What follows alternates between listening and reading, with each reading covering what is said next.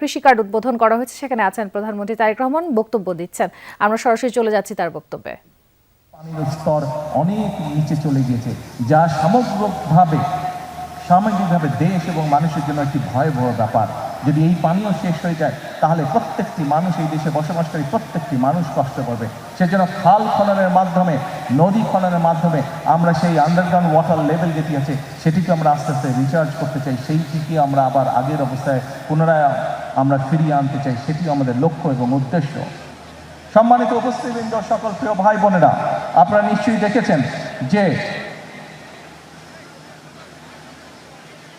নিশ্চয়ই অনেকে পত্রপত্রিকায়, আজকের সকালের পত্রপত্রিকা দেখেছেন।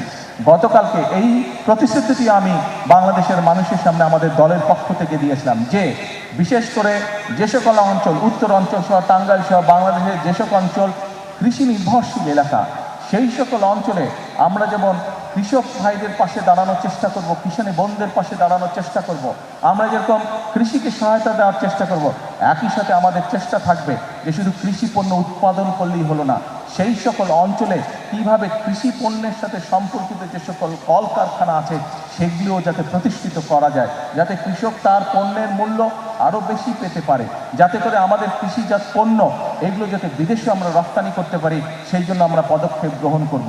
এবং আপনারা নিশ্চয়ই অনেকেই, সকলে না হলে অনেকেই পত্রপত্রিকায় দেখেছেন, গতকালকে খবরে দেখেছেন যে আমি গতকাল বাংলাদেশের যে সকল ব্যবসায়ী এই কৃষিজাত পণ্যের ব্যবসার সাথে সম্পর্কিত, যাদের এরকম কৃষিজাত পণ্যের কলকারখানা আছে, তাদের সাথে বসছিলাম। প্রায় 4 ঘন্টা আমি তাদের সাথে বসেছি, তাদের সমস্যার কথা শুনেছি এবং অনেকগুলো সমাধানের চেষ্টা আমরা সরকারের পক্ষ থেকে আমরা চেষ্টা করেছি যে তাদের সমস্যার সমাধান, যাতে করে তারা আরও বেশি বিনিয়োগ করতে পারে, আরও বেশি মানুষকে সম্পর্কিত করতে পারে, আরও বেশি কৃষি পণ্য কৃষক ভাইদের কাছ থেকে কিনতে পারে এবং সেই সকল পণ্যকে ফিনিশ করার মাধ্যমে তারা বিদেশে রপ্তানি করতে পারে। তাতে করে একদিকে যেমন কৃষক ভাইদের সুবিধা হবে, একইভাবে দেশের জন্য আমরা মূল্যবান বৈদেশিক মুদ্রা পর্যন্ত আমরা অর্জন করতে সক্ষম হব।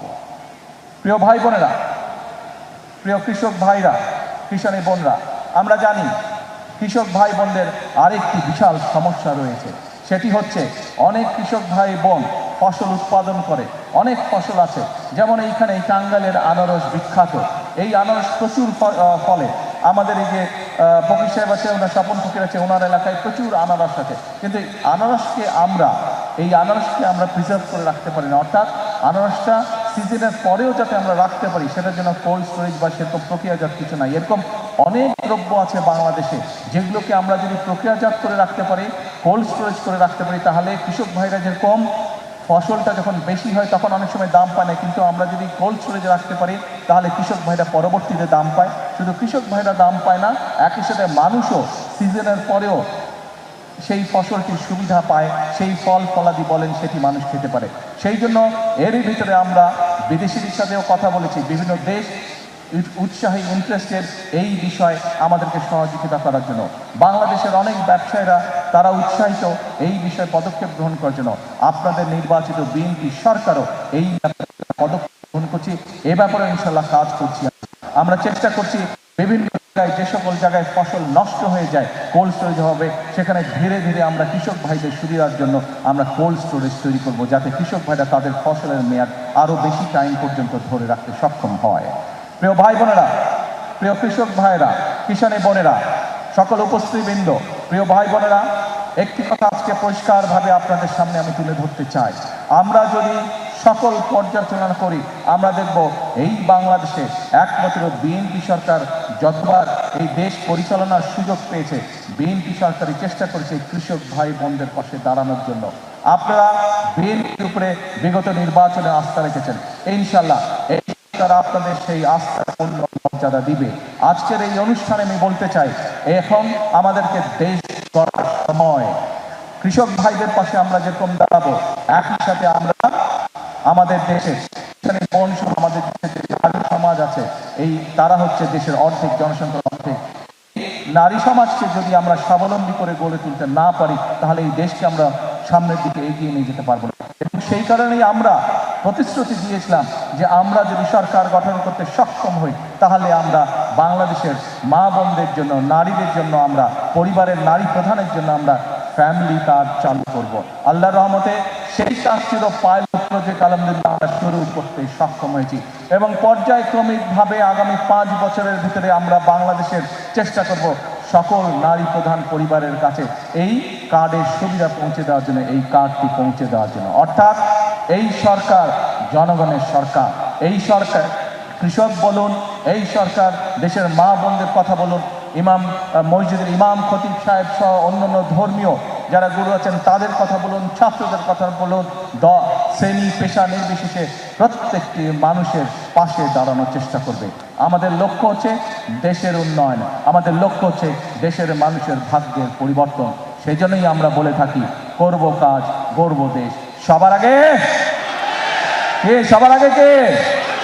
সবার আগে বাংলাদেশ।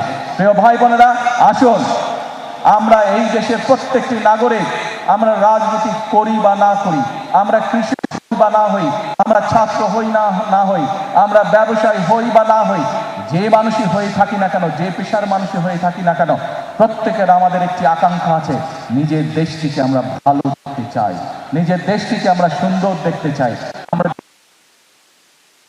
নিরাপদে এই দেশে বসবাস করছে, এই দেশের মানুষ, এই দেশের সন্তানেরা এই দেশেই বড় হচ্ছে, স্বাচ্ছন্দ্যে বড় হচ্ছে, খেয়ে পড়ে ব্যবসা বাণিজ্য চাকরি বাকরি করে নিরাপত্তার সাথে বড় হচ্ছে।